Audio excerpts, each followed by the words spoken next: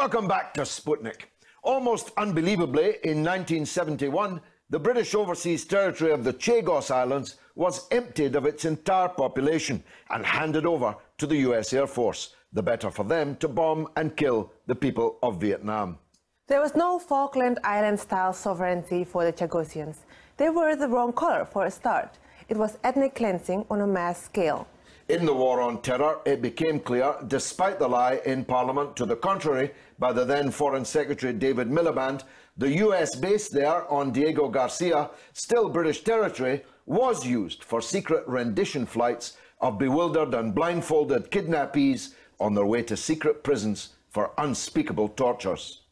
Miliband's parting shot, a coup de grace, which killed all remaining hopes of the Chagos Islanders to return to their homes, was to declare the island as the largest marine protected area in the world, i.e. too environmentally sensitive for the human beings who once lived there to return.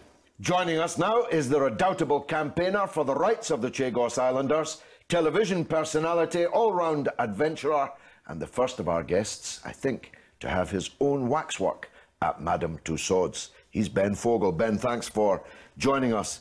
Chagos, Diego Garcia, Chagossians. Most British people don't know what we're talking about. Why is that? It falls under the headline, the British Indian Ocean Territories, and it's one of these awful stories that just goes over people's heads. Some people might have read about it, but for some reason it doesn't stick. And I don't know why. And I've been involved with this for many, many years. And the headline is very simple. The story is very simple.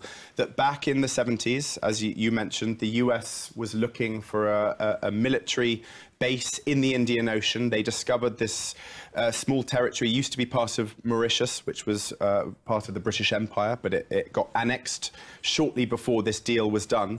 And the British government agreed to lease Diego Garcia. This is the main island. The British Indian Ocean Territories as a whole is made up of many, many islands. Diego Garcia is the largest. And a deal was given to the US for them to lease it for 50 years to build this huge military base. And the people were written out of history. Why did the people have to be removed? There are many places with military bases, but they've still got people.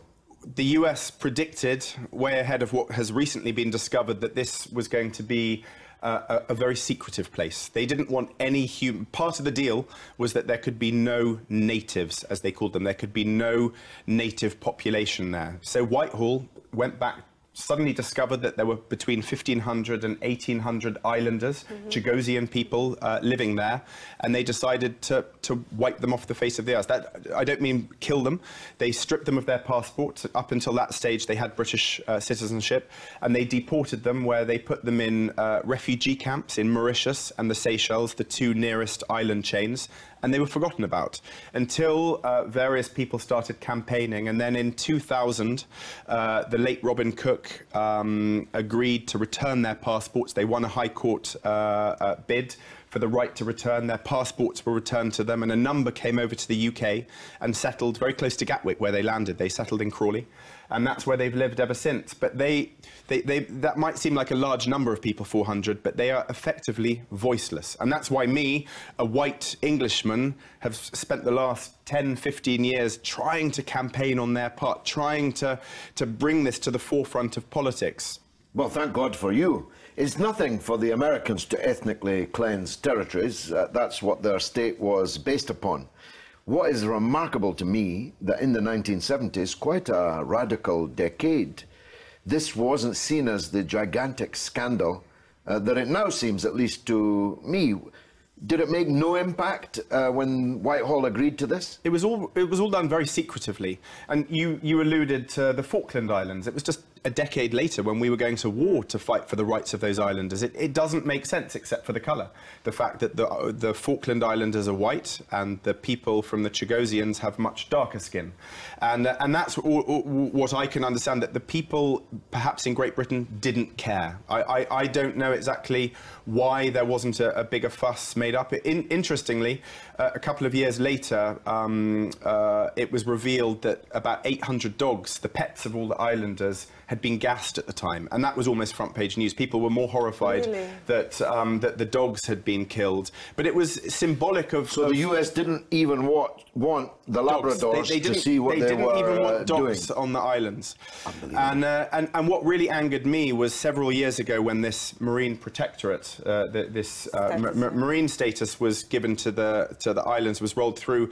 I was asked to back this bid by a number of environmental organisations. I am a self-confessed environmentalist. I'm a conservationist, and I was happy to do it on the understanding the islanders would still have the opportunity to return. But of course, what we've since discovered is this MPA, this Marine Protectorate Area, effectively wipes out, excludes any opportunity to land. To borrow because they could never, you know, a lot of people have asked, well, if they did return, what could they do? How could they possibly resettle these islands?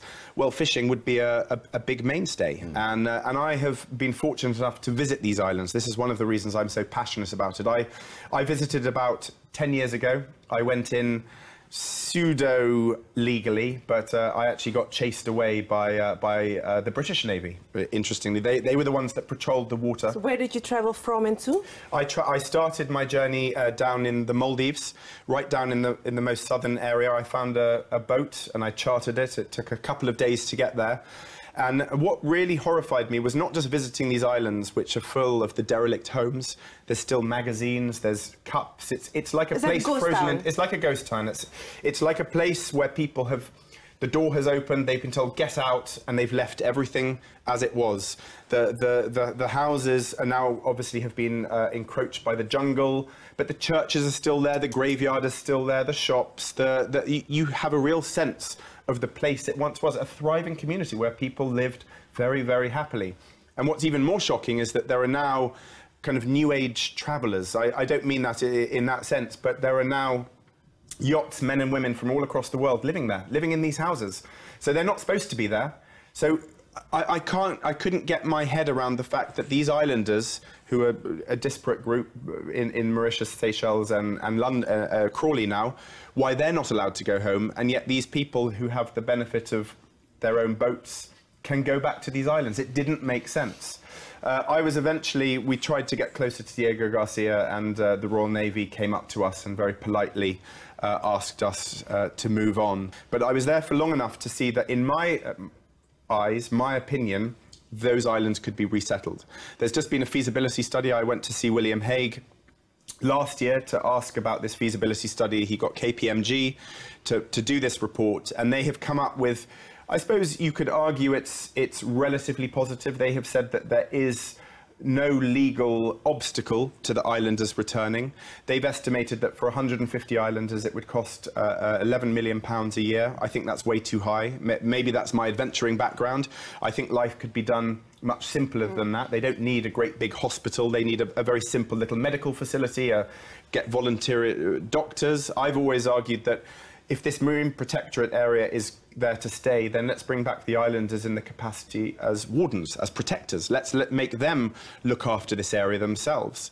And that's the excuse for them to go back. Let's bring scientists back. They can study. So I don't see that there is anything to preclude their return. But the government, consecutively, both Labour and Conservative governments have made it, and the coalition now, have made it increasingly hard for the islanders to return. And I think, quite frankly, they wish that this would just disappear. But it's people like me, and I'm not the only one, incidentally. There are a group of us who've campaigned for many, many years, try to keep this in the headlines. And next year, it's going to go to Parliament, and it's down to MPs to decide on the fate of the Chagossians. It's our Parliament who will once and for all make that decision as to whether islanders can go back to Diego Garcia and live within sight of the airfield. I don't think the US have anything to hide now. We know what's just been going on. The CIA released it. Ben, you mentioned in the beginning that there was a 50 years lease given to the Americans,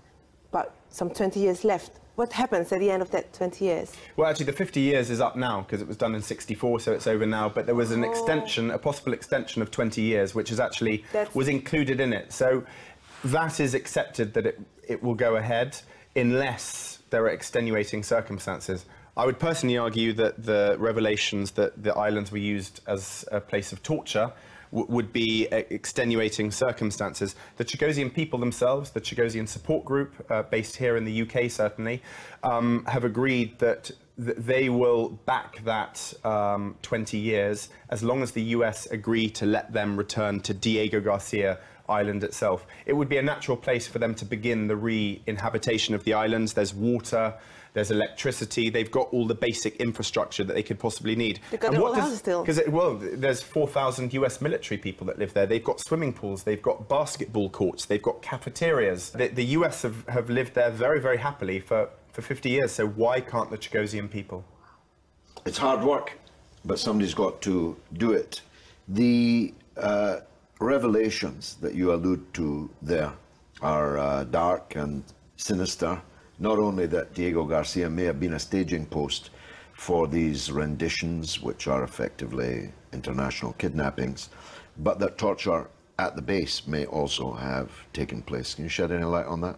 I can't necessarily shed any light except for speak for my own opinions or thoughts on that. It's horrific. It's horrific on a basic level that these tortures happened anyway, but the fact that we have leased these islands to the Americans makes us complicit. Yes. Whether we discover any more details about how involved we were in these tortures, I don't know. But the bottom line is that we leased these islands, arguably in good faith, but that simply was not the case. And that's why I will carry on fighting this campaign. Well, God bless you. I was there when David Miliband spoke. I saw his lips move when he denied that any of these rendition flights had passed through Diego Garcia.